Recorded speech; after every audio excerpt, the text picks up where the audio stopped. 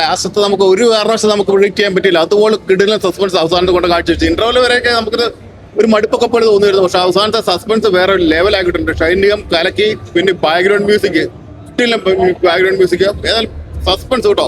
കുറച്ചും കൂടെ മാർക്കറ്റിംഗ് ഒക്കെ ഉണ്ടായിരുന്നു ഈ പടം അടിച്ച് കയറിയാണ്. ഏതായാലും പബ്ലിസിറ്റി പടം കയറും ഉറപ്പാണ്. അടിപൊളി ക്ലൈമാക്സ് സൂപ്പർ ആയിട്ടുണ്ട്. ദൃശ്യത്തിന്റെ ഒക്കെ ഒരു ലെവൽ ക്ലൈമാക്സ് വന്നിട്ടുണ്ട് കേട്ടോ. ഉഗ്രം പടം. കൊള്ളാം, നല്ല പടമാണ്. ഫുൾ എൻഗേജിംഗ് ആണ് പടം. ക്ലൈമാക്സ് നമ്മൾ തീർച്ചയായും പ്രതീക്ഷിക്കാത്ത ഒരു ക്ലൈമാക്സ് ആണ്. ഒരു ക്രൈം ത്രില്ലർ തന്നെയാണ്.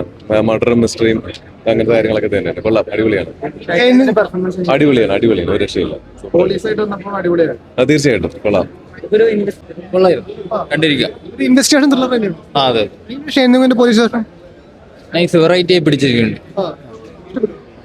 Thank you. കണ്ടിരിക്കാൻ ഭയങ്കര അടുത്തത് എന്താ നമുക്ക് ഭയങ്കര എക്സൈറ്റ്മെന്റ് ആയിട്ട് കണ്ടിരിക്കാൻ നല്ല പടമാണ്.